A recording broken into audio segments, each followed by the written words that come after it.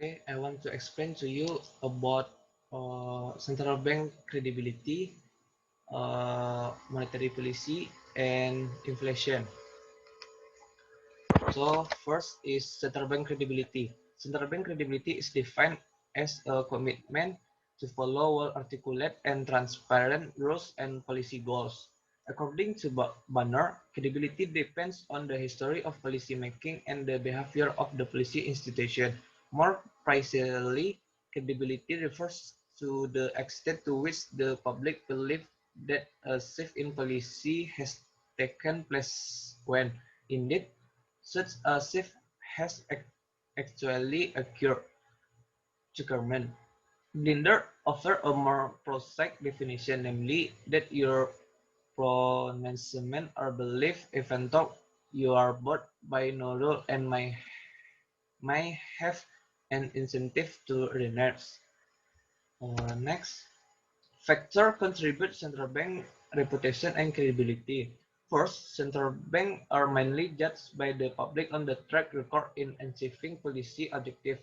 On monetary stability, the central bank can best sustain its credibility by keeping a consistent record of inflation within the target, and by not yielding to pressure for short-term gain in economic growth and the expense of long-term price stability.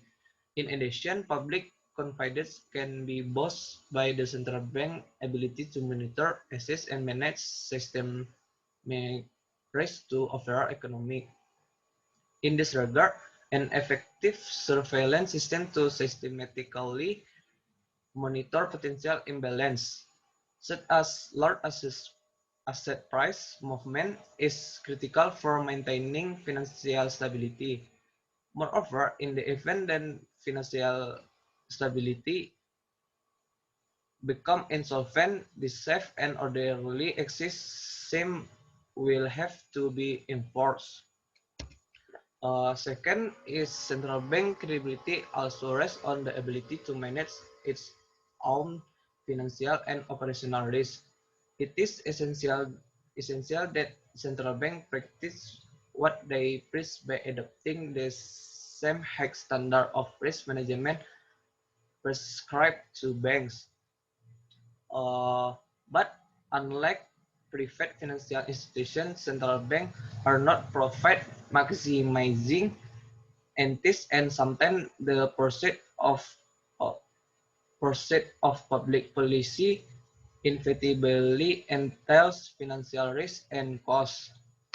Third, short and practical policies need to be complemented by good staff with competency and ethics. Next, reputation and credibility are important to the central bank. Credibility enhances the effective of monetary policy in a number of ways. Policy signal from a credible central bank will be understood and generally accepted by market participants and the public at large, resulting in more effective monetary transmission mechanism and a lower cost of disinflation. Added to this, the anchoring of inflationary expectation by the public when it believed in central bank commitment to keeping inflation low. Last but not least, the central bank roles as lender of last resort were not necessarily trigger inflation expectation. If the central bank is credible, because the public will understand that liquidity assistance provided by the central bank is indeed temporary and will be withdrawn afterwards.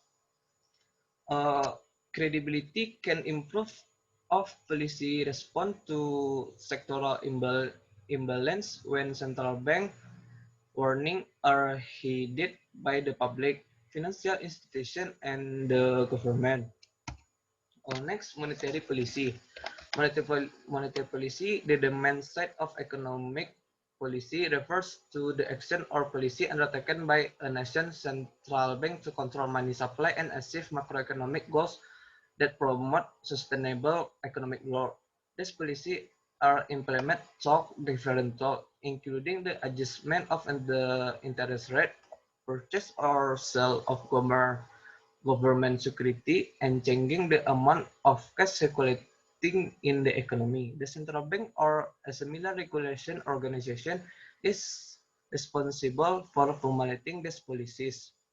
Monetary policy consists of the management of money supply and interest rate, aimed at meeting macroeconomic objectives such as controlling inflation, consumption, growth, and liquidity.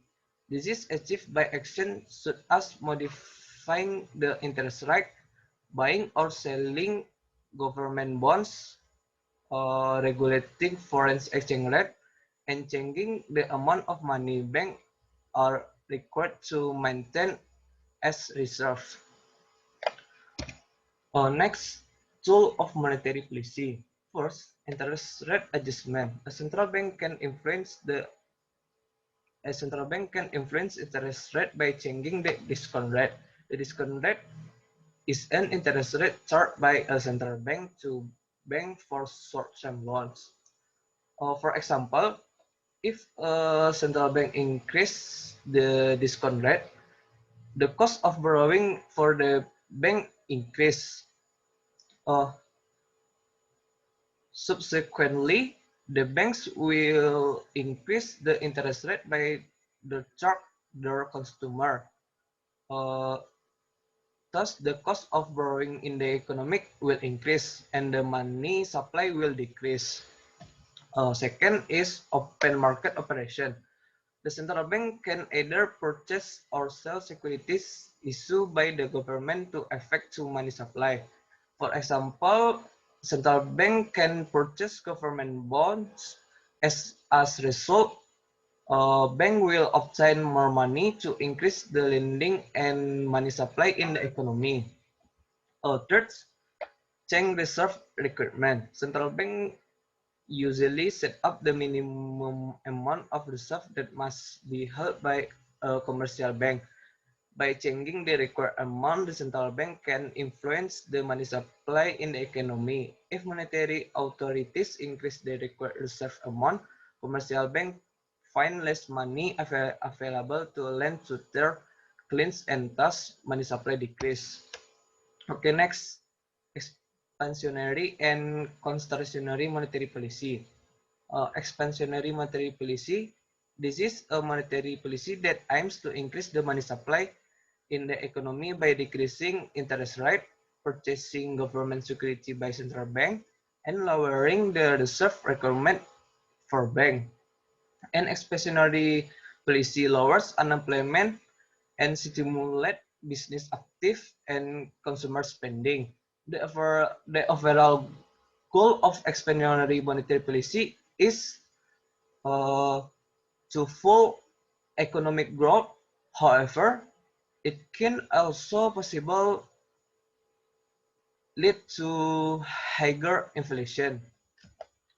Uh, contra Contractionary monetary policy. The goal of contractionary monetary policy is to decrease the money supply in the economy. It can be achieved by raising interest rate, selling government bonds, and increasing the reserve requirement for banks. The contractionary policy is utilized when the government wants to control inflation level. Next, the inflation. The inflation, uh, the infl the inflation, the inflation is an increase the price in general, or inflation can also be said to be decrease in the purchasing power of money. The higher the price increase, so the value of money will be decreased. According to Kuncoro, the tendency of price to increase in general and continuously. An increase in the price of one or two goods cannot be called inflation unless the increase extends to or result in other goods. Meanwhile, according to Budiono, the short definition of inflation is the tendency of price to increase in general and continuously, and increase in the price of one or two goods is not called inflation. The condition for a continuous upward trend also need to be underlined. The increase in price, for example, seasonal increase in the price of goods before holiday, disasters, and so on, which are only temporary, are not called inflation. Next, three types of inflation. First, demand pull effect. Demand pull inflation occurs when an increase in the supply of money and credit stimulate overall demand for goods and services in economy to increase more rapidly than the economy production capacity. The increased demand and leads to price rise.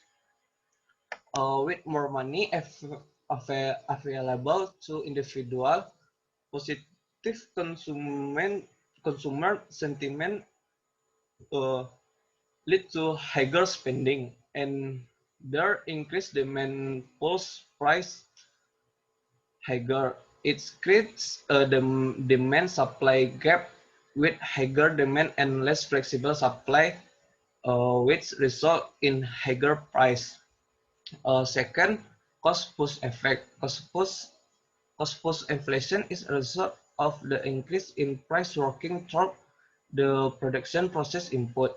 When addition to the supply of money and credit are channeled into commodity or other asset market, and especially when this is accompanied by a negative economic shock to the supply of key commodity, costs for all kind of intermediate goods rise.